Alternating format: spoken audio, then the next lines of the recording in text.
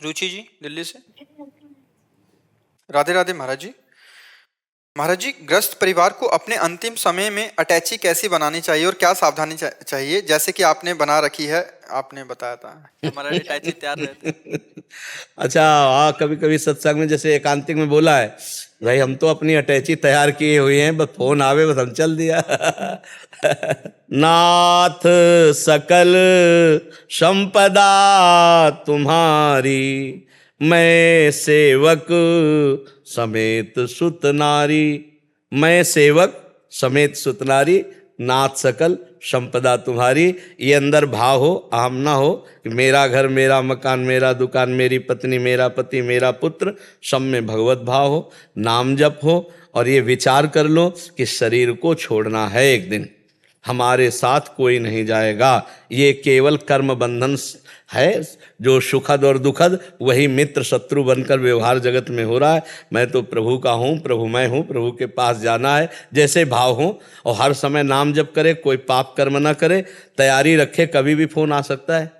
फांसी वाले को तो पता होता है कि कल दी जाएगी 12 बजे, अपने को अभी पता नहीं कि हम अगला शब्द बोल पाएंगे कि नहीं बोल पाएंगे। वहां से हुक्म हो तो अभी रा के आगे दा नहीं बोल पाएंगे, उतने में बोले गए, बोले अभी तो बोल रहे थे। ये खेल है, इसलिए हर समय हम तैयार हैं। क्या अपने प्रभु का आश्रय दृढ़ है, खूब नाम जप करते हैं और तैयारी रखते हैं कि कभी भी प्रभु का बुलावा आ सकता है। हम ये नहीं कि कल ये करेंगे, ऐसा नहीं कभी होता कि कल ये प्रोग्राम कर, नहीं, अभी है, ये हो रहा है, शाम के होगा कि नहीं हमें भरोसा नहीं है। ये सब खेल है ना प्रभु का, केवल कहने मात्र का है। 10 श्वास नहीं अपने बस में कि 10 श्वास हम लेंगे, इतना भरोसा नहीं है। सच्ची मानिए, ये सेकंड में निकल जाने वाला। तो हमारी तैयारी फिट है क्या? हमारा कोई नहीं प्रभु के सिवा, एक भी मित्र नहीं है, कोई नहीं कर सकता पूरी सृष्टि में, एक भी मित्र नहीं। तो शत्रु कैसे हो सकता है? जब रागी नहीं किसी से तो द्वेष नहीं है, और सबसे प्रियता है, वो भगवत भाव से है। आप सब आए हो, मेरे प्रभु आए हो, इस हमारे समय तैयारी में, हमारे चित्त में एक भी चित्र नहीं है गुरु कृपा से जगत का।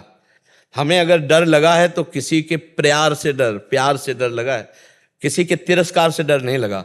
तो आज तक ऐसे रहे, अब थोड़ा उपदेश आदि का सेवा दी है इसलिए से देख लेते हैं, पर देख लेते हैं भगवत भाव से। हमारा परिचय किसी से नहीं है, तो अब किसी भी तरह की ऐसी बंधन वृत्ति नहीं है कि अभी हमें टाइम दिया जाए, नहीं, हम बिल्कुल तैयार घूम रहे हैं। तो ऐसे आप तैयार हो जाओ, पर आप नहीं तैयार हैं। अभी आपसे कहा जाए कि चलो निकुंज चलो, तो ईमानदारी से तैयार नहीं हो गया, तुरंत नहीं तैयार होंगे। बहुत भगत है तो भी कहेंगे 2-4 दिन तो दे दीजिए, जिससे हिसाब किताब पति को, पुत्र को, सबसे मिलके वो सब करके, और फिर आप, अपनी तैयारी फिट है। मरने से सब जग डरा मेरो मन आनंद, जिसके लिए जीवन भर भजन करते रहे, अब आज उसका बुलावा है तो डर लगेगा क्या? हमारा कोई है ही नहीं, किससे हम प्यार करें? जिससे प्यार किया अब वो बुला रहा है, हम तो दौड़ के आए, आप बुलाओ। हम तो अभी क्या कर रहे हैं? उसी के प्यार में जी रहे हैं, उसी की सेवा में जी रहे हैं, उसी की आज्ञा में जी रहे हैं, उन्हीं के लिए बस इंतजार कर रहे हैं कि आपका इशारा मिले। शरीर क्या चीज़ है? शरीर तो समर्पित बहुत पहले हो चुका था, ये तो अब तो केवल इंतजार है, मालिक का इशारा मिले कि सेवा से ट्रांसफर, इधर आओ, तो ये सेवा छूटी, उस सेवा में पहुंच गए। तो हमारी बात समझना, जिसका प्रश्न था, नाम जप करो, अपना कुछ मानो मत, प्रभु के सिवा अपना कोई नहीं, मेरे तो गिरधर गोपाल दूसरों न कोई। तो चाहे गृहस्थी में हो चाहे विरक्ति में हो, भगवत प्राप्त ही है वो। दूसरे से संबंध मानना, सुखों को भोगना यहाँ प्राकृतिक, और भगवत विस्मरण रहना, यही बार बार आवागमन का हेतु है। निरंतर तैल धारावत भगवत स्मरण, अपना कोई है नहीं। और सब सेवा जैसे हम आपकी कर रहे हैं, ऐसे परिवार की सेवा करो, अपना मान करके नहीं, तो निश्चित आप तैयारी फिट किए हो और आपको भगवत प्राप्ति ही होगी। महाराज जी, आपकी श्री जी कैसी हैं? और जैसे आप सत्संग में बताते हैं कि श्री जी दिखने में बहुत सुंदर है, तो वास्तव में वो दिखती कैसी है? उनकी मुस्कुराहट? नाम जप करो, वो कृपा करके आपको दिखाए तब। देखो, हरिवंश महाप्रभु कहना चाहते हैं कि श्री जी कैसी हैं। देखो पद कह रहे, देखो माई सुंदरता की सीमा, ब्रज नव तरुणी कदम्ब नागरी, निरखी करत अधग्रीवा, देखो माई सुंदरता की सीमा। तो ऐसा लग रहा है कि महाप्रभु श्री जी की सुंदरता का वर्णन कर रहे हैं। फिर आगे तुरंत बोल पड़े, जो को कोटि कलप लग जीवे, रसना को टिक पावे, तो रुचिर बदनार बिंद की शोभा कहत न आवे, देखो माई सुंदरता की सीमा। जो कोई करोड़ कल्प तक जीवे और करोड़ों जिव्या हो तो भी महारानी जी के रूप की बात नहीं कहे। तेरो रूप कहत नहीं आवे, जैसे हित हरिवंश कछुक जस गावे। ये तो श्री जी अनुभव कराती हैं, उसी को अनुभव। तो खूब नाम जप करो, श्री जी से प्रार्थना करो, कभी कृपा कर दे तो सामने वो वर्णन में नहीं आता। नेत्रों ने देखा तो वाणी बोल नहीं पा रही। नेत्रों ने देखा ना तो वो वाणी कैसे बोल पाए, क्योंकि वाणी ने तो देखा नहीं, और नेत्रों ने देखा तो उसके वाणी नहीं है, वाणी के नेत्र नहीं है। जिसने देखा वो बोल नहीं पा रहा, और जो बोल रहा है उसने देखा नहीं, तो बात तो अधूरी हो गई ना। हाँ, पूरी तो तभी होगी जब जो देखे और वो बोले, तो वो बोल नहीं सकता। कह रहे जो को कोटि कलप लगी जीवे, रसना कोटिक पावे, तो रुचिर बदनार बिंद की शोभा कहत ना आवे। जो मोहिनी जू विश्व मोहन श्री लाल जू को सोमन मन मोहन, मदन मन मोहन, मुनि मन मोहन लाल जू को मोहित कर ले, उन प्यारी जू को इन नेत्रों में सामर्थ्य कहाँ देख लें। वो तो जब भजन करके प्रियाजू इन्हीं नेत्रों में प्रेम दृष्टि देती हैं। जैसे अर्जुन को दिव्य दृष्टि दी तो विराट रूप दिखा ना, नहीं तो श्री कृष्ण के साथ रहते हुए कभी विराट रूप में नहीं देखा श्री कृष्ण को। ऐसे ही जब प्रियाजू कृपा करके प्रेम दृष्टि देती है तब प्रिया का दर्शन हो। जो दर्शन होता है वो वाणी से नहीं कहा जा सकता। है नहीं कोई देवलोक भूलोक रसातल, सुनि कवि कुल मति डरिए, सहज माधुरी अंग अंग की, कही का सो पट तरिए, देखो माई सुंदरता की सीमा। न देवलोक में, न भूलोक में, न रसातल में कोई ऐसा है ही नहीं जिससे उदाहरण दिया जाए कि प्रियाजू कैसी सुंदर है। बोले अमुक जैसी कोई है ही नहीं। जब लालजू की सुंदरता काम को मोहित कर ले और लालजू को लाडली जो अधीन किए हुए है, तो लाडली जो ही कृपा करे तभी दर्शन में आए। वो बहुत सुंदर है, मतलब वो जुबान से बोली नहीं बोल सकते और कोई कल्पना नहीं कर सकता और किसी से उदाहरण नहीं बन सकता, क्योंकि जितनी ये मायाकृत कल्पना है वो श्री जी है नहीं। श्री जी चिदानंदमय है और ये सब त्रिगुण मायामय है। तो इसमें किसको कहा जाए। देवलोक में तो ऐसी सुंदरियां हैं कि उतर आवे तो मृत्यु लोक में मूर्छित हो जाएं लोग, इतनी सुंदर है अप्सराएं। और उसके ऊपर ब्रह्मलोक में तो और सुंदर है। कह रहे देवलोक भूलोक रसा कोई है नहीं श्री जी जैसा। श्री जी को देख के वो लालजू मूर्छित हो जाते हैं। और महाराज जी, जैसे कोई प्रेमी जन श्री जी को याद करके उनके प्रेम में रोता है, तो क्या श्री जी भी उनको देख के भावुक होती हैं, तड़पने के लिए, उनसे मिलने के लिए? अब वो तड़पन किस कोटि के है, उसी कोटि की श्री जी के हृदय में होगी। श्री जी के हृदय तक तुम्हारी पहले हृदय की बात तो पहुंचे, समझ रहे ना। श्री जी के हृदय तक बात पहुंचना, जैसे तुम्हारी बात प्रधानमंत्री तक पहुंचे, पहले बात तो पहुंचे, फिर उनकी क्या प्रतिक्रिया होती तब बताई जा सकती। पर तुम्हारी बात प्रधानमंत्री तक पहुंचना बहुत मेहनत लगेगा, नहीं लगेगा। ऐसे हमसे बात कर लेना अलग बात है, लेकिन अब राष्ट्रपति से बात करना डायरेक्ट, फिर अनंत ब्रह्मांडों के पति श्री लालजू जिनके अधीन है, उनके हृदय तक हमारी बात पहुंचे। इसीलिए हम राधा राधा राधा राधा राधा कह के रोएं तो कभी लाडली जो हमारी बात सुन ले, क्योंकि कहाँ हम अधम और कहाँ लाडली जो। वो भी व्याकुल होती है अपने प्रेम वही व्याकुल होती तभी अपने को व्याकुलता आती है। वही चाहते हैं, उन्होंने हमें अपना माना तभी हम राधा राधा बोल पाते, नहीं राधा राधा बोलने की भी हिम्मत नहीं। उन्हीं के प्यार से तो प्यार है, नहीं तो अपना क्या प्यार। अपने को जो छोड़ दे तो विषयों में है, जैसे नाली के कीड़ा को छोड़ दे तो नाली में ही वो खेलना चाहेगा।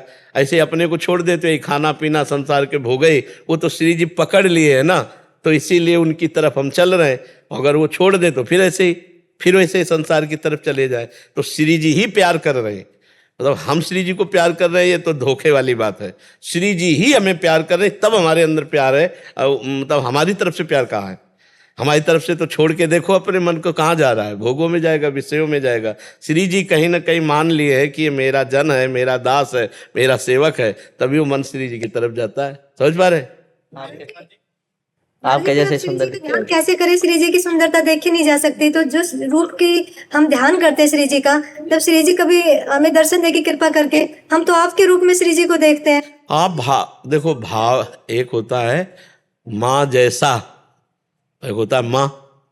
बोले हम आपको प्रभु जैसा मानते हैं, तो मानना और प्रभु होना अंतर है ना।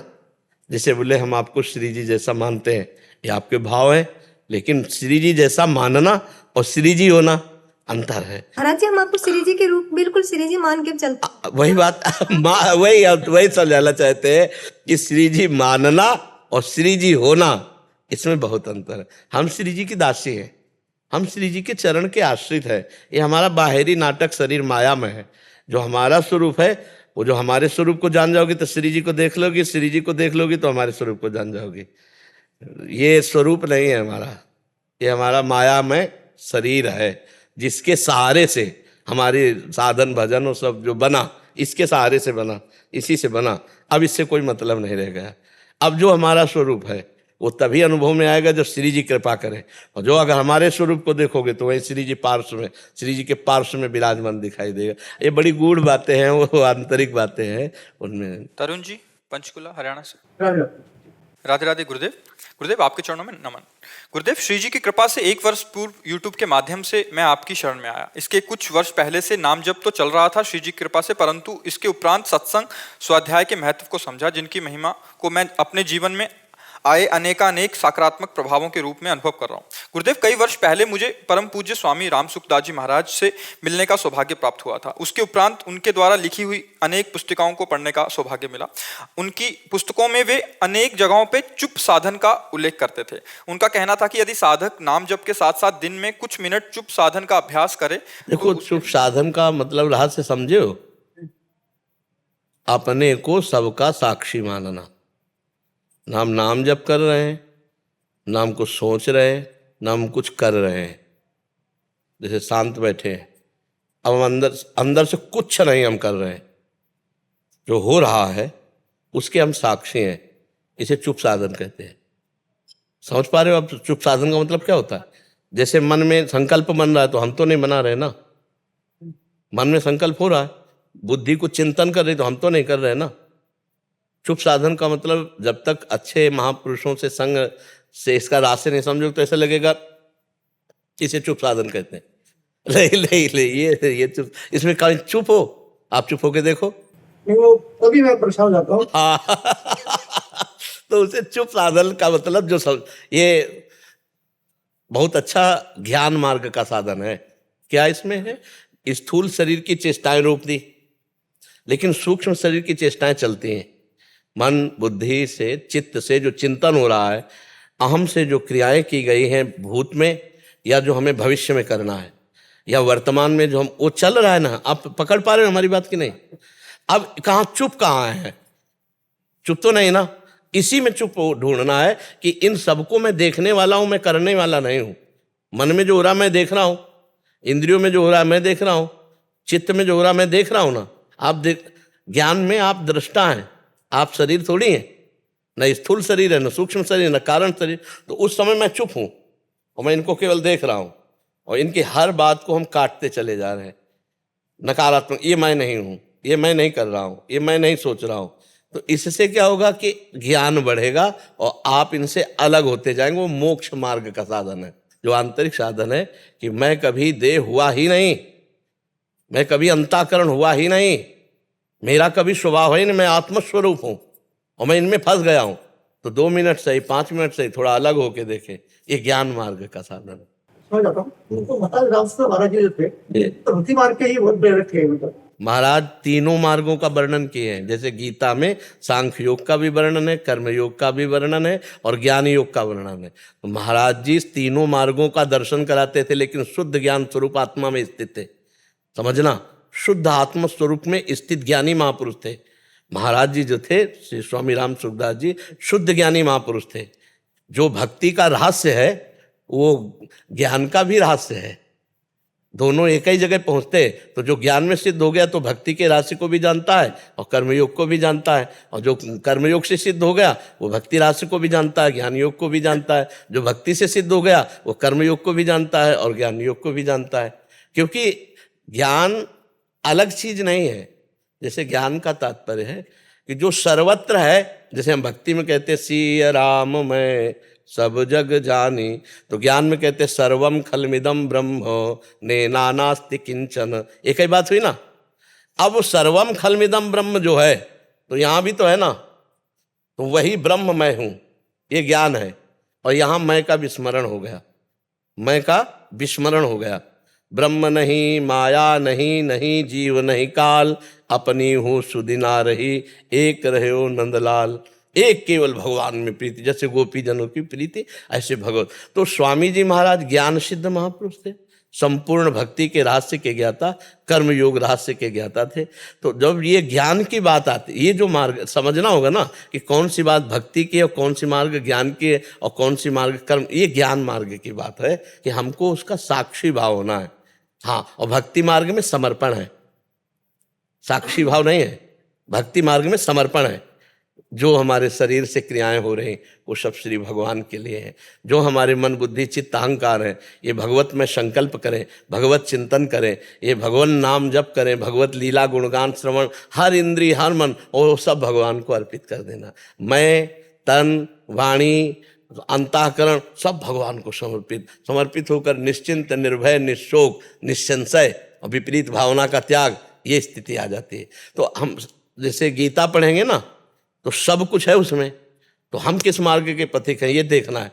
हम भक्ति मार्ग की बात ज्ञान मार्ग से जोड़ करके, ज्ञान मार्ग की बात भक्ति मार्ग से जोड़कर, तो हम विचलित हो जाएंगे। क्योंकि थोड़ी देर तो सब मार्ग एक जैसा चलते हैं, इसके बाद सब अलग हो जाते हैं। आगे का जो मार्ग है सबका अलग है।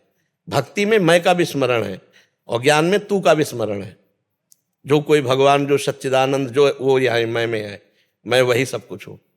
ज्ञान में, शुद्ध ज्ञान में वही आत्मा, एक ही आत्मा जो सर्वत्र व्याप्त है, वही यहाँ, वही मैं आत्मा हूँ। तो अब इन अंतःकरण से और देह से अलग भाव में, साक्षी भाव में आना, वो चुप साधना है। हाँ, चुप होने का मतलब जैसे लोग समझते हो ईमानदारी से देखो चुप कहाँ हो तो वही बात समझाने के लिए। तो अब जैसे कहा जाए कि थोड़ी देर चुप साधना करनी चाहिए कि शांत एकांत बैठ गए और चुप हो गए, मतलब शांत है, एकांत है और चुप है, तीनों बातें नहीं है। ना आप शांत हो, ना आप एकांत हो और ना आप चुप हो। बैठ जाओ कहीं एकांत में जाके और ये तीनों बातें नापना कि क्या आप एकांत में हो। एक के सिवा अन्य जगह रमण न करना एकांत कहा जाता है। एक के सिवा अन्य जगह ना वृत्ति जाना उसे एकांत कहा जाता है। और शांत, किसी भी तरह की स्फुरना ही ना उत्पन्न होना। जैसे शांत जल में कोई तरंग नहीं होती तभी तो हम शांत कहते हैं ना। तो अंतःकरण में कोई तरंग ही ना हो तो उसे शांत कहते हैं। तो ऐसा नहीं है ना एकांत है ना शांत है और चुप नहीं है। नाना प्रकार के प्रपंच चल रहे हैं। अब उसके आप दृष्टा हो। अब आया ज्ञान मार्ग। अब चुप आपको माना जाएगा जब आप सबसे निरपेक्ष होकर शांत हैं, एकांत हैं, अलग एकदम, और आप दृष्टा मात्र। जैसे इनकी हर हरकतों को हम देख रहे हैं लेकिन चुप हैं हम, ऐसे ही हम अपने हृदय की ममता रहित, आसक्ति रहित होकर अलग एकदम अपने को देख रहे हैं, तब माना जाएगा। वो थोड़ा बहुत पवित्र बुद्धि से है ना। तो हाँ, तो भगवान की शरणागति स्वीकार करके भगवान का नाम जप करना, भगवान का गुण कीर्तन करना, भगवान के गुण कीर्तन सुनना। एकांत में जब बैठना तो नाम पर ज्यादा जोर देना। देखो स्वामी जी की वाणी पढ़ो, फिर राधा बाबा की वाणी पढ़ो। परम ज्ञानी राधा बाबा और अंततो गत्वा परम प्रेमी। अब आप देखो आस्तिकता की आधारशिलाएं पढ़ करके देखो, है ना। और सत्संग के बिखरे मोती भाई जी महाराज की पढ़ के देखो। भाई जी महाराज, ये दोनों महापुरुष जो है, राधा बाबा और भाई जी, ये प्रेम मार्ग के भाव सिद्ध महापुरुष है। और स्वामी जी भक्ति कर्मयोग इन सबको प्रकट किए भाव, लेकिन सिद्ध हैं ज्ञान में। स्वामी राम सुखदास जी महाराज ज्ञान सिद्ध महापुरुष हैं जो आत्मबोध प्राप्त है। संन्यास धर्म के अनुसार आत्मबोध प्राप्त है। तो आत्मबोध प्राप्त होते हुए जैसे उड़िया बाबा भगवान की कथाएं सुन रहे, नाम कीर्तन हो रहा, हरि बाबा जहाँ नाम कीर्तन करते वहीं उड़िया बाबा होते। पर उड़िया बाबा भक्ति का प्रकाश कर रहे हैं लेकिन सिद्ध हैं ज्ञान मार्ग के। हरि बाबा उड़िया बाबा का संग कर रहे हैं पर सिद्ध है प्रेम मार्ग के। ऐसे समझना होता है कि ज्ञान भक्ति सबका प्रकाश होता है महापुरुषों में, पर वो महापुरुषन ने सब रस गायो, शब्द समझना, देखनो ये है कि उनको हियो कहाँ ठहरानो, वो हृदय उनका तो हृदय स्वरूप बोध में था, हृदय स्वामी जी का आत्मबोध में था। ब्रह्म बोध संपन्न महापुरुष, किंचन मात्र कहीं भी किसी तरह की न स्थूल में आसक्ति, न सूक्ष्म में, न कारण में। हाँ, तो आप आंतरिक जो लक्ष्य स्वामी, वो ब्रह्म बोध संपन्न महापुरुष और भक्ति के रहस्य के ज्ञाता और कर्मयोग के रहस्य के ज्ञाता और सांख्य योग में ज्ञान योग की परम निष्ठा को प्राप्त।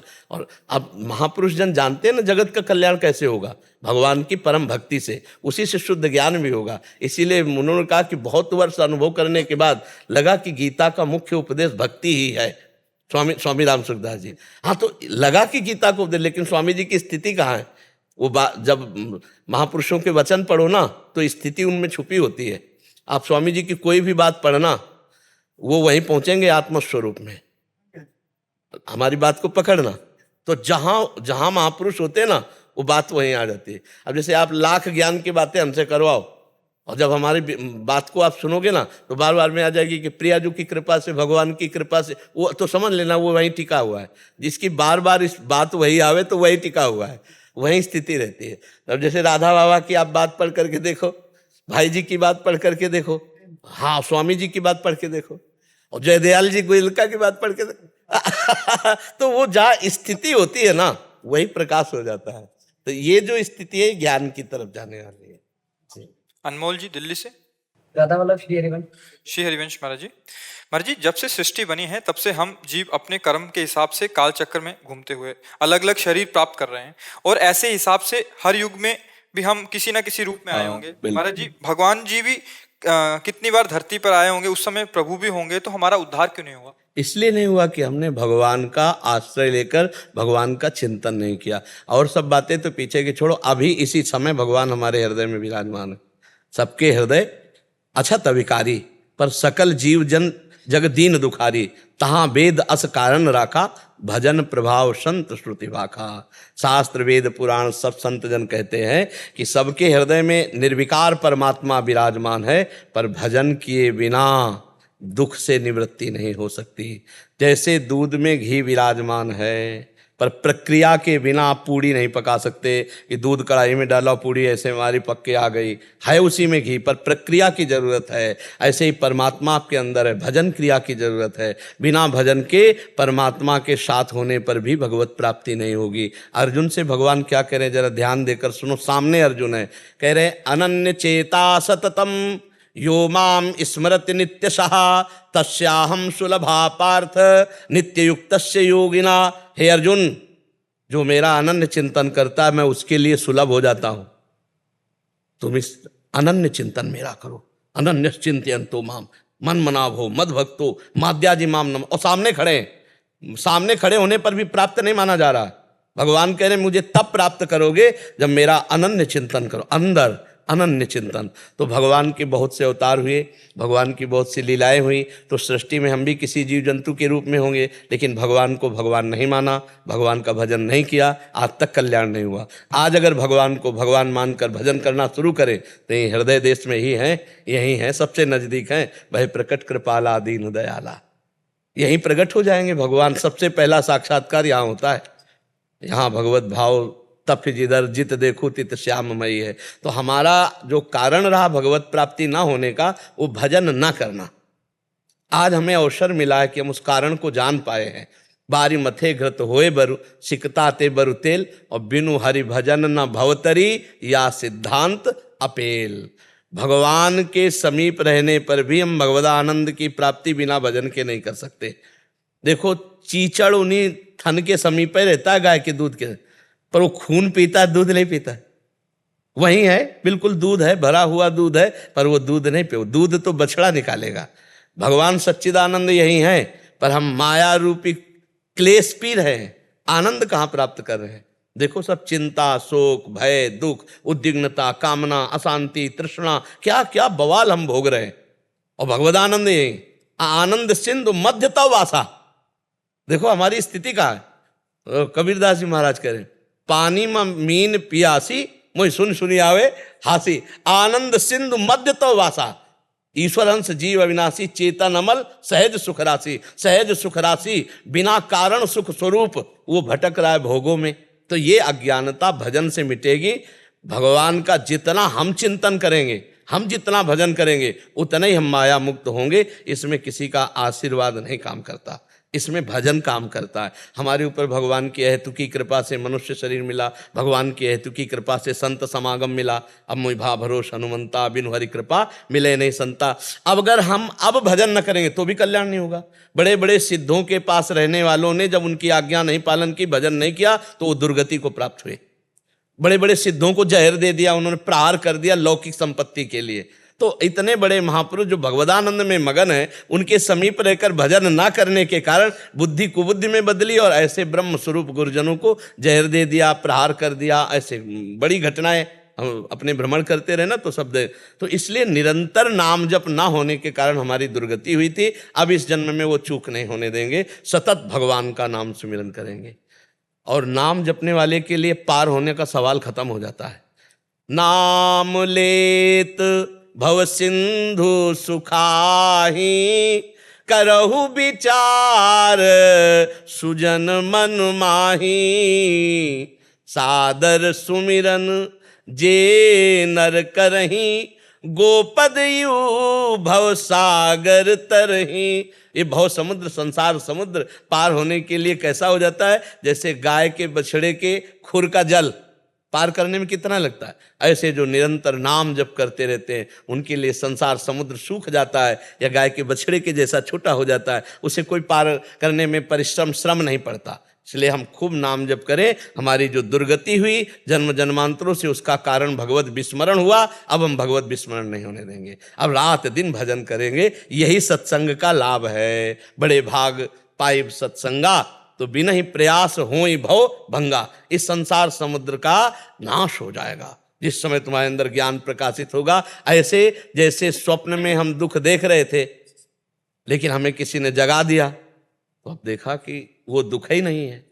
तो ये जो हम दुख भोग रहे हैं जन्म मरण का, ये अज्ञान में। जिस समय ज्ञान प्रकट हो जाएगा तो जे ही जाने जग जाए हेराई, जागे जथा स्वपन भ्रम जाई। जे भी ज्ञान हो, ओहो मैं जन्म जन्मांतरों से शरीर और शरीर आसक्ति में भोगों में भटक रहा था, अब वो जग गया। जगा हुआ पुरुष कौन? जो निरंतर भजन में है और भोग विलासिता का त्याग कर चुका है, अधर्म युक्त भोगों का त्याग कर दिया है। तो अब ये जन्म जगा हुआ होना चाहिए।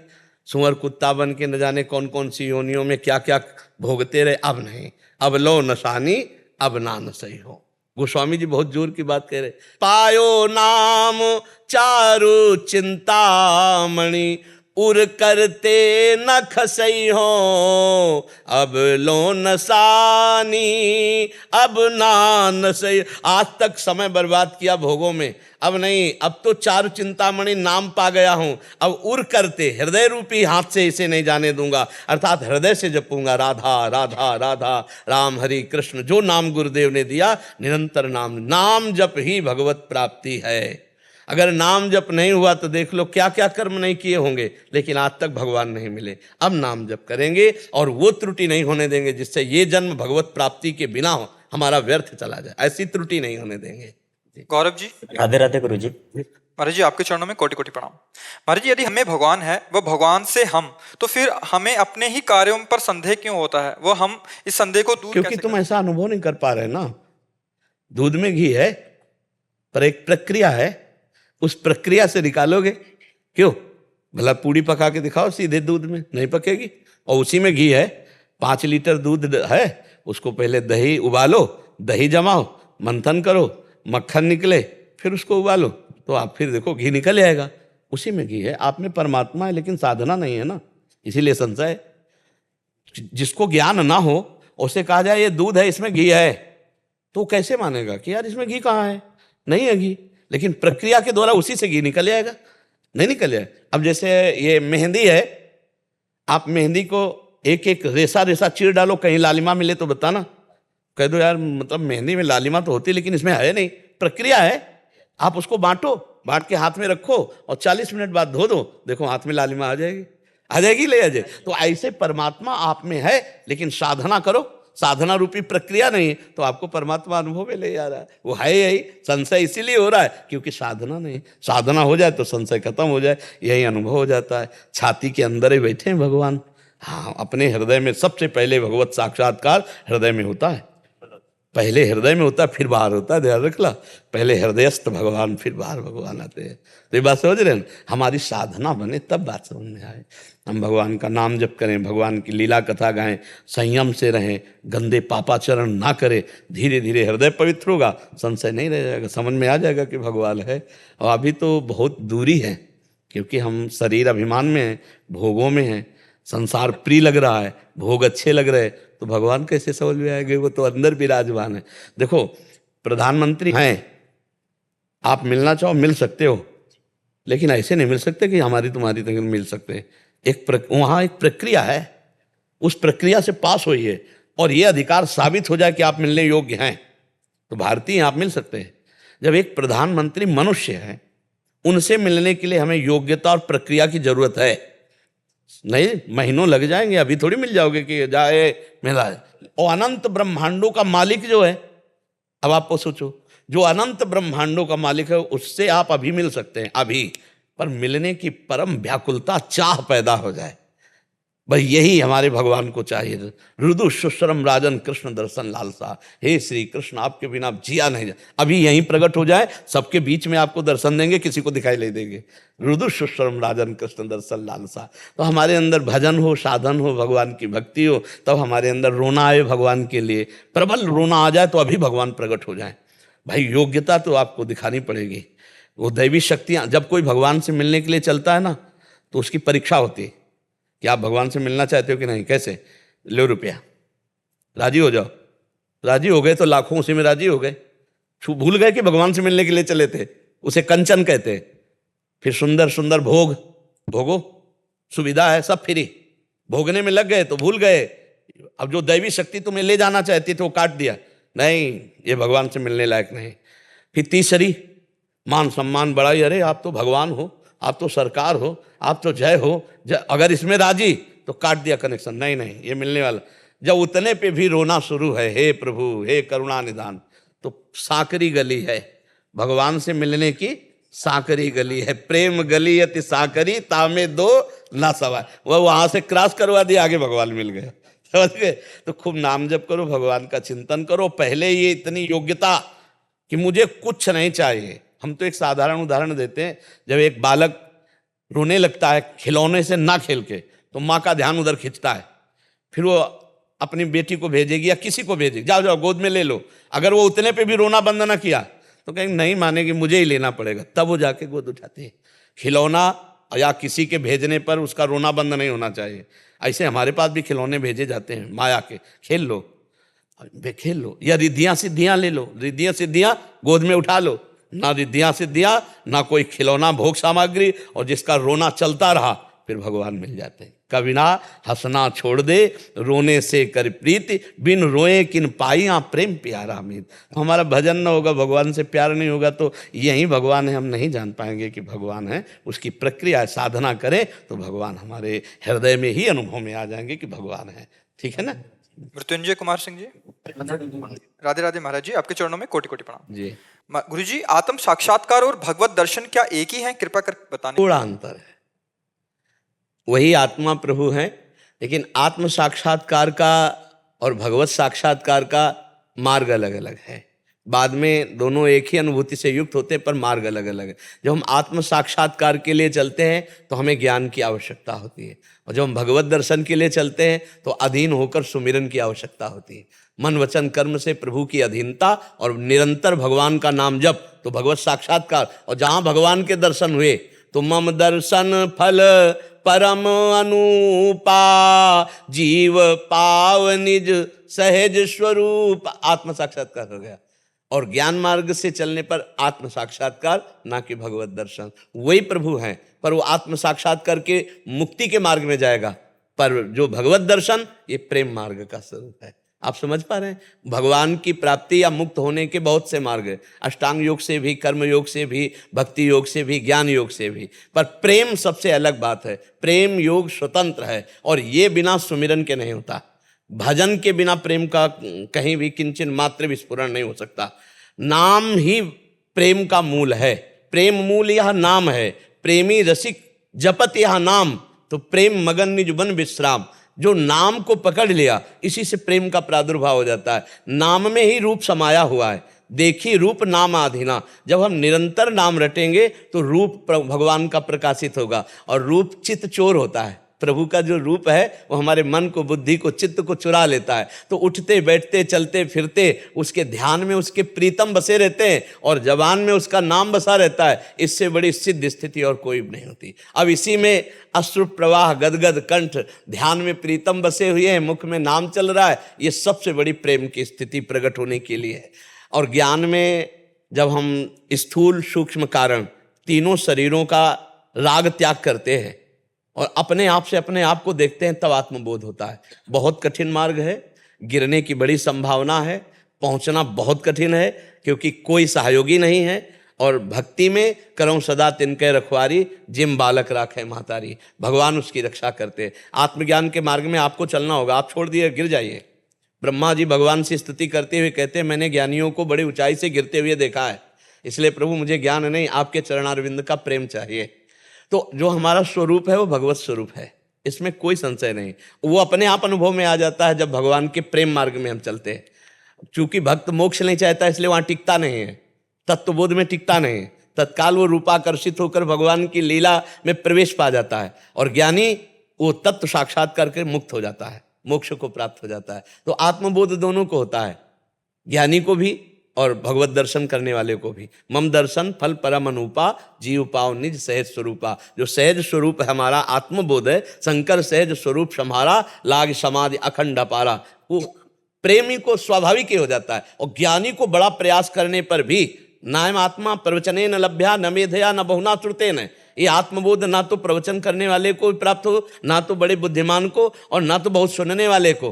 बोले जिस पर आत्मा कृपा कर देती है, वर्ण कर लेती है, उसे आत्मबोध हो जाता है। तो किस पर? आत्मस्वरूप गुरुदेव जिस पर कृपा कर दे उसे तत्वबोध भी हो गया, भगवत साक्षात्कार भी हो गया। इसलिए हमें लगता है कलिकाल है, अगर नाम जप नहीं करोगे, भगवान के चरणों का आश्रय नहीं लोगे, तो बुद्धि इतनी प्रवीण नहीं है कि वो स्थूल शरीर का राग, स्थूल भोगों का राग, सूक्ष्म चिंतन का राग, कारण स्वभाव का त्याग करके वो अपने स्वरूप में स्थित हो जाए। बहुत कठिन है, क्योंकि इसके लिए जो सामग्री चाहिए वो है नहीं।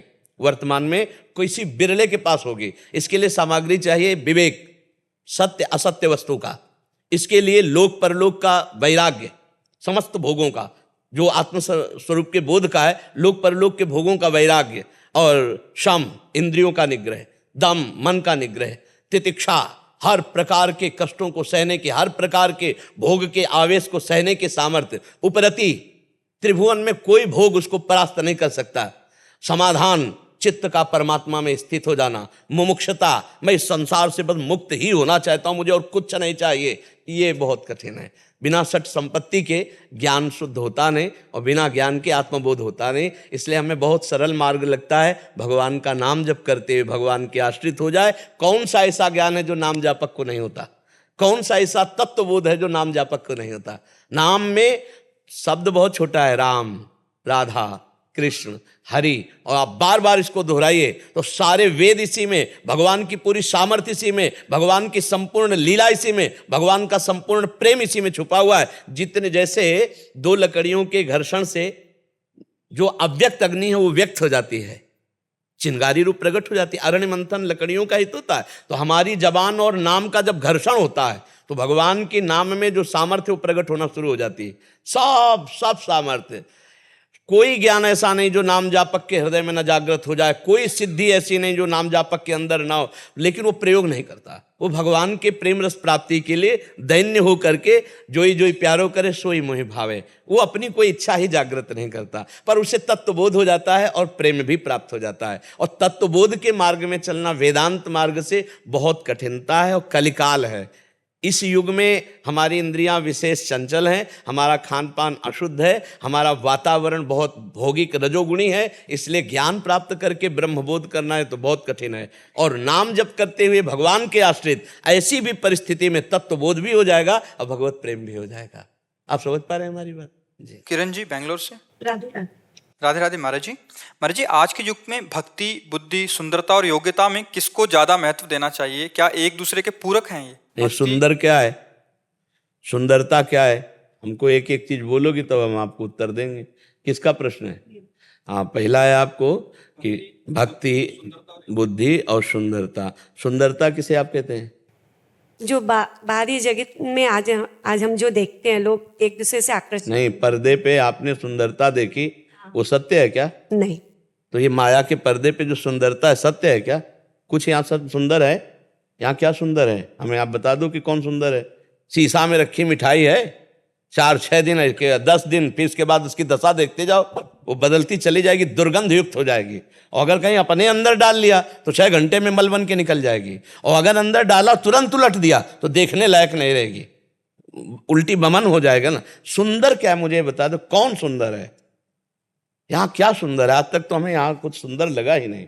बचपन से यही हमें लगा कि यहाँ सुंदर कुछ है ही नहीं। आज तक गुरु कृपा से कि वाह यार क्या सुंदर है, आज तक हमारे दिमाग में नहीं आया कि क्या सुंदर है। आप बहुत सुंदर बाबा। नहीं, ये हम लौट के वहीं लाने वाले थे, लौट के ये लाने वाले थे कि अगर सुंदरता कुछ है तो भगवान से जुड़ कर है। जैसे एक बर्फी है और उसे जब हम प्रभु को अर्पित कर देते हैं तो वो बर्फी नहीं, ऐसा लगे थोड़ा हमको दीजिए, चाहे जितना धनी आप आदमी हो, अगर बट रही हो तो थोड़ा दीजिए। नहीं, उसका महत्व क्यों हो गया? क्योंकि वो प्रभु से जुड़ गए। जो प्रभु से जुड़ गए तो सुंदर है, नहीं तो क्या सुंदर है आप बताओ। अच्छा, बुद्धि, अब बुद्धि जो प्रभु से विमुख है उसकी दुर्दशा देख लीजिए आप। वो अपनी बहन जैसी बहनों के साथ क्या दृष्टि रखता है, वो अपनी बहन जैसे बहनों के साथ क्या बर्ताव करता है। आप देखो ना, जैसे मेरी प्यारी लाडली बहन, ऐसे वो किसी की प्यारी लाडली बहन, लेकिन 4-4, 6-6, 10-10 लोग मिलकर मार करके क्या क्या। बुद्धि तो उनके पास है, लेकिन बुद्धि का क्या प्रयोग हो रहा है आप विचार करके देखिए। क्या आप सोचो, बुद्धि है पर भक्ति रहित है, धर्म रहित है, इसलिए बेकार है। सुंदरता है, भगवान से विमुख है, इसलिए बेकार सुंदरता है। बुद्धि तो बहुत लोगों का है। आतंक में भी बुद्धि लगानी होती है, नहीं लगानी होती? कैसे, कहाँ, कितनी सुरक्षा कवच को तोड़ करके। तो बुद्धि जो भगवान से विमुख है वो हमारे लिए महत्व नहीं रखती। सुंदरता जो भगवान से विमुख है वो महत्व नहीं रखती। इसलिए सर्वश्रेष्ठ भक्ति, भक्तिमान बुद्धि, भक्तिमान सुंदरता। ये प्रश्न की आप जो उत्तर देते हैं एकदम सटीक ऐसा देते, घर में बैठा बंदा बैठ जाता तुरंत। क्या है मतलब? नहीं तो हम पढ़े लिखे थोड़ी, बच्चा कक्षा 9 साइंस साइड पढ़े, पकड़े हैं महापुरुषों के पास से, बड़े बड़े सिद्ध महापुरुषों के सानिध्य मेरे उनका लगता है बाबा मुझे कोई बोल रहे क्या भाई, नहीं करना कल से सब। हाँ, ये भगवान की कृपा है कि जो सुनेगा ऐसा लगेगा मेरे लिए ही सत्संग हो रहा है। बैठे कर गए, अरे नहीं करना, कल से गलत काम नहीं करना। यही हम अपने जीवन का यही लाभ मान रहे हैं कि हमारे जो समाज में है उसमें कुछ यत किंचित सुधार शुरू हो गया तो हमारा जीवन धारण करना सार्थक हो गया। नहीं तो भजन करके अपने लिए मोक्ष पदवी प्राप्त करके मर जाते, कौन जानता। ऐसे हमारे जीवन का लाभ 4 लोगों को मिल रहा है तो हम और ऐसी स्थिति में महाराज जी गलत करते समय आपकी फोटो सामने आई। जैसे कुछ गलत होने वाला आपकी फोटो जब दिखती है ना, हम देखते हैं। कल जैसे पानी गिर रहा था ना, रात में पानी गिर रहा था, लेकिन हजारों लोग भींजते हुए खड़े थे। तो देखो, जीवन में भगवान के सिवा हमारा कोई रहा नहीं, न दोस्त रहा और घर परिवार तो कोई है नहीं। तो वही भगवान हमको सब रूपों में प्यार दे रहे हैं। सब पूरा हमारा जो देश है, पूरा विदेश में, सब जगह भगवान हमें जो प्यार दे रहे हैं वो इसलिए कि उनके सिवा हमारा कोई है नहीं। और जिंदगी में होता है ना, कोई, अब इन लोगों से पूछ लो, कोई ऐसा नहीं कि ऐसे मिलावे आके हाथ कि हम तुम्हारे दोस्त हैं, कोई नहीं। यही दोस्त रहे तो अब हमारे दोस्त का नक्शा है ये जो नक्शा है ना, ये हमारे दोस्त का नक्शा है। हमारे दोस्त प्रभु रहे, संसार का कोई दोस्त तो रहा नहीं, उसी का नक्शा है। वही प्यार कर रहे, इतने रूपों में सुख दे रहे। बनारस से घूमते रहे, सीना चौड़ा होता कि प्रेमानंद बाबा यहीं से है।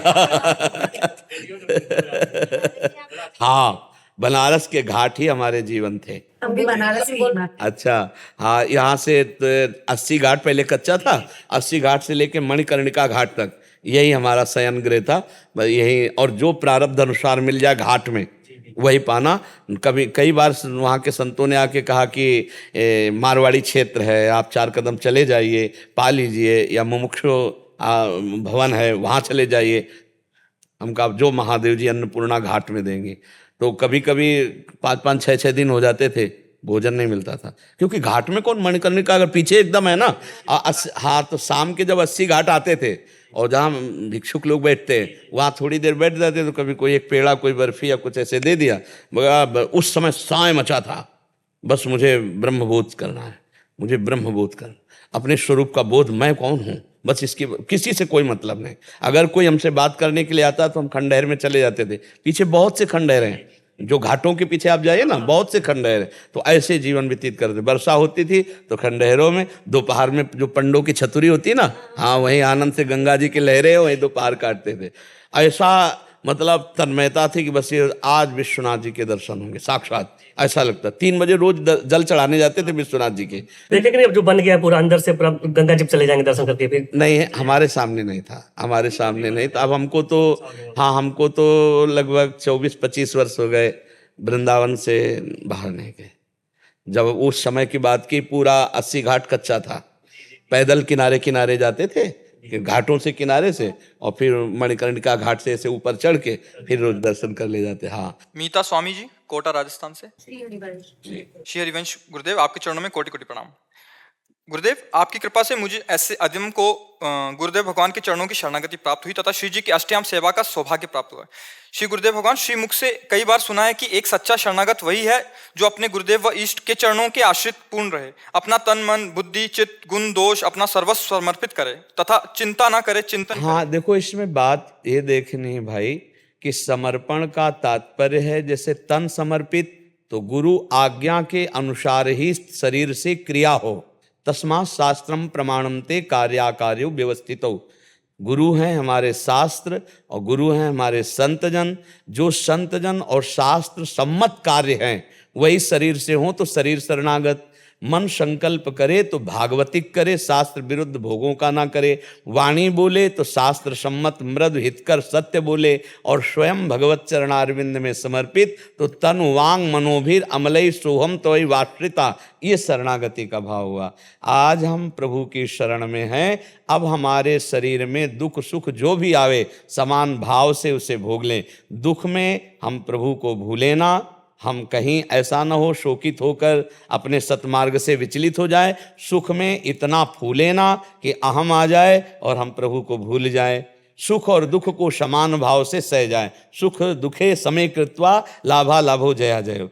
लाभ और हानि में, जय और पराजय में, सुख दुख में समान भाव रखकर हम प्रभु का स्मरण कर रहे तो हम शुद्ध शरणागत हैं प्रभु के। हमें चिंता नहीं करनी अपने कल्याण की, हमें चिंतन करना है हर समय। अनन्यस चिंतयन्तो माम ये जनाः परिपासते तेषां नित्याभियुक्तानां योगक्षेमं वहाम्यहम्। सकल लोक विश्व भरण पोषण करने वाले विश्वम्भर भगवान कह रहे हैं अहम, मैं उसका भरण पोषण करता हूँ। योग क्षेम मैं, प्राप्ति की रक्षा और अप्राप्ति की प्राप्ति कराना, दोनों बातें मेरे ऊपर, तुम केवल मेरा चिंतन करो। समझ पा रहे हो? अब आगे इसमें क्या प्रश्न है?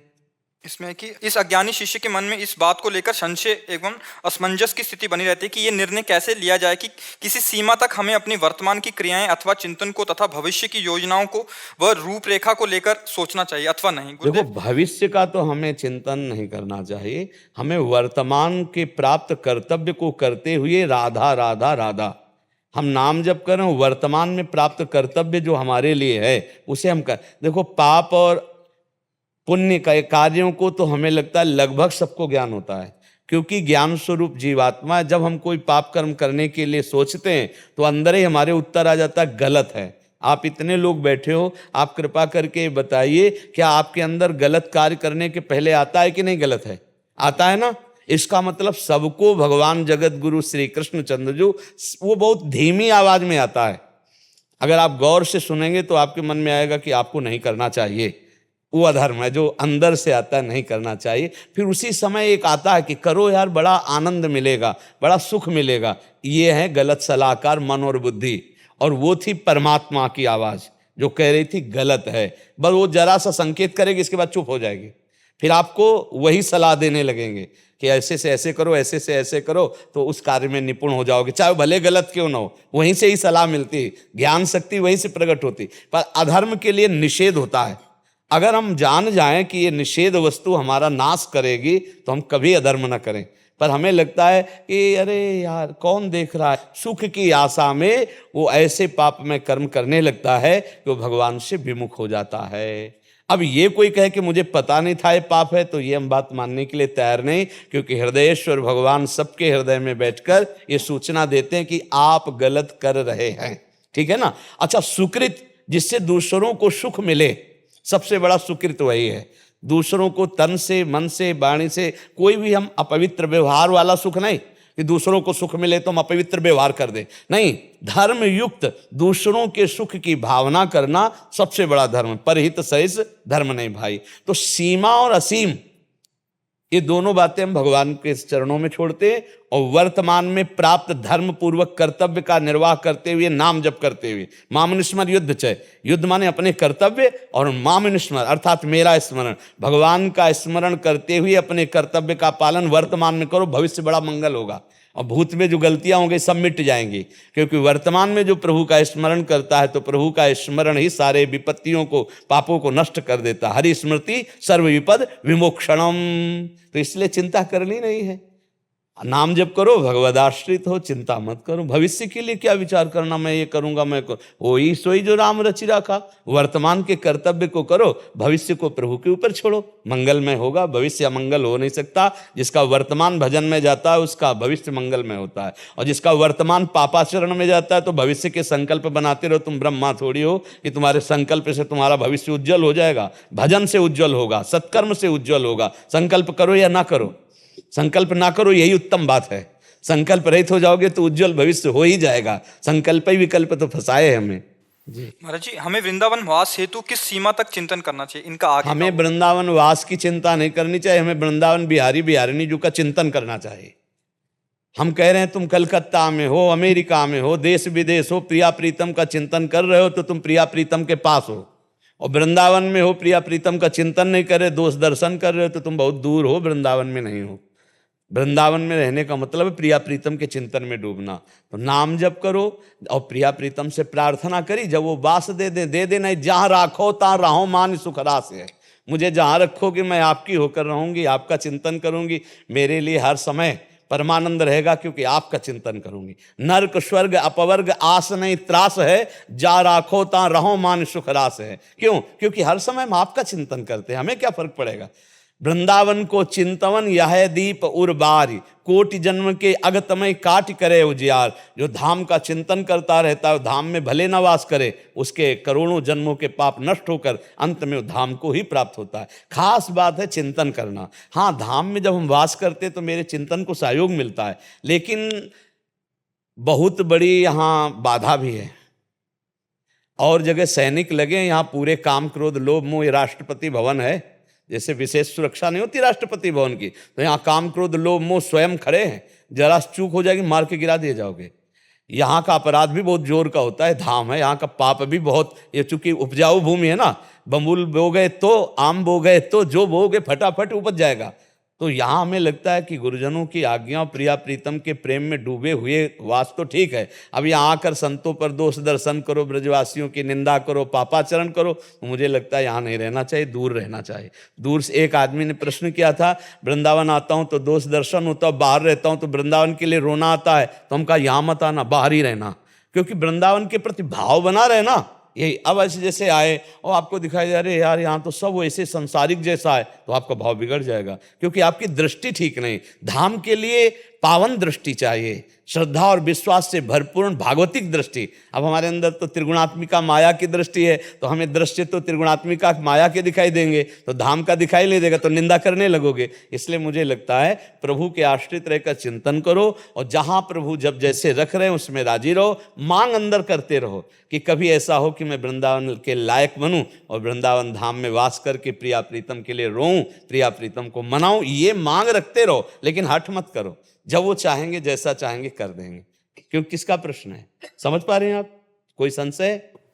गुरुदेव, मैं राजकीय सेवा में हूँ, लेकिन मेरा मन बड़ा व्याकुल रहता है। राजकीय सेवा में हूँ तो मेरा मन करता है मैं छोड़ दूं, मेरा बिल्कुल भी नहीं, छोड़ने का विषय ठीक नहीं है, क्योंकि अगर आप राजकीय सेवा कर रहे हैं तो वो भी भगवान की एक सेवा हो रही। मतलब हमारे राष्ट्र के किसी हिस्से में आप किसी भी विभाग में हो तो आप हमारे राष्ट्र की सेवा करें, तो उसमें छोड़ना तो मुझे अच्छा नहीं लगता।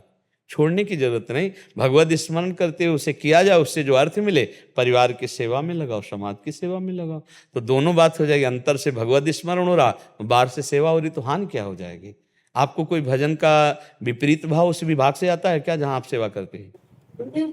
जैसे स्टाफ वाले लोग बैठते हैं, प्रपंची वार्ता करते हैं, मैं नहीं बैठती तो दम्भी अहंकारी बोला जाता है। कुछ तो सह लेते हैं, हमको क्या जाता है, इसमें क्या जाता? यही तो हमारी भक्ति की परीक्षा है, यही तो हमारी भक्ति की परिपक्व अवस्था है कि हमको नाटकबाज कहा जाए, दम्भी कहा जाए, पाखंडी कहा जाए, और हम उसको सह जाएं और चुपचाप चलें, तो क्या परेशानी है? एकांत नहीं मिल पाता, मैं जैसे चाहती। देखो, एकांत क्या है सखी, अभी बाहर हो इसलिए समझ में नहीं आता। एकांत का मतलब होता है हृदय का प्यार। एकांत कमरे में बैठना एकांत नहीं है, हृदय के प्यार को एकांतिक रखा जाता है।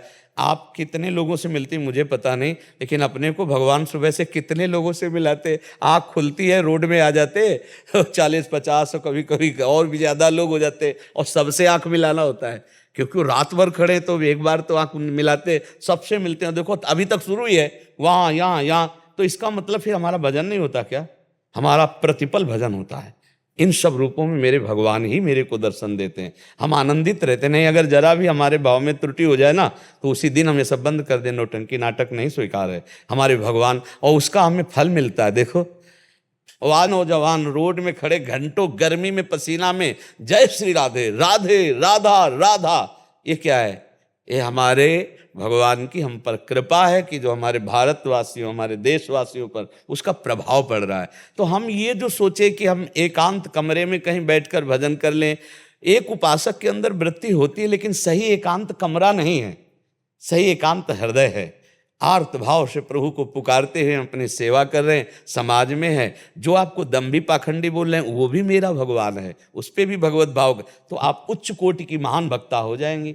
देखो, हर संत को जो सिद्ध पर भगवान के मार्ग में होता है, उसे समाज में भगवान उतारते हैं, और यही उसकी एकांत की भजन की परिपक्व अवस्था होती कि वो समाज में सफल हो जाए, समाज में सबका कल्याण कर दे। जो माल कमाएगा भजन और तपस्या का, उसको देना पड़ेगा समाज में, चाहे जितना बड़ा सिद्ध हो, तभी वो यहाँ से जाएगा, और ऐसे नहीं जाने देंगे। आप देख लो, उड़िया बाबा, हरि बाबा, बड़े बड़े महापुरुषों को आना पड़ा समाज में, तो भगवान ने आपको तो समाज पहले दे दिया, तो आपको एकांत भागने की जरूरत नहीं, नौकरी छोड़ने की जरूरत नहीं। जो आपको ऐसे शब्दों से संबोधित करें जिससे हृदय दुखता है, उस समय हृदय मत दुखाओ, मुस्कुराओ और कहो, हे प्रभु, मैं जानती हूँ आप ही बुलवा रहे हो, लेकिन प्रभु मैं आपसे वचन देती हूँ कि कभी भी आपसे दुखी होकर आपको नहीं छोड़ूंगी। आप सब में बैठे हो, अभी काम बन जाए, अभी काम बन जाए। हम समझते हैं भगवान किसी मंदिर में है, हम समझते हैं भगवान किसी अलग जगह है, सबके हृदय में भगवान बैठे हैं। तो फिर भगवान हमें गाली क्यों देते हैं? क्योंकि हम कमजोर हैं, हमें पक्का बनाने के लिए। जैसे पहलवान का चेला हो ना, ऐसे मारे होकर तो 1000 बार वहीं मारेगा, क्योंकि वो जानता है मेरा चेला यहाँ से कमजोर है, अगली जगह पहलवान जब इसको मारेगा तो यहाँ से डाउन हो जाएगा, तो इतना वो वहाँ मारेगा कि अगला पहलवान जब मारे तो उसको कोई फर्क ना पड़े। तो हम हरि के चेला हैं, वो जानते हैं कि मान का ये प्रिय हो चुका है, अपमान इसे बुरा लगता है, तो 100 बार अपमान दिलाएंगे और हमको पक्का करेंगे। ये हम आपके लिए नहीं कह रहे, हम लोग ये मार्ग ही चले हैं। इसलिए प्रसन्न मुद्रा में रहिए, और जहाँ चल रहे हो, जैसे चल रहे हो, ठीक चल रहे हो, आपका विचार भी ठीक है, लेकिन आपको छोड़ना नहीं है, सेवा नहीं छोड़नी और किसी से द्वेष नहीं करना है। जी।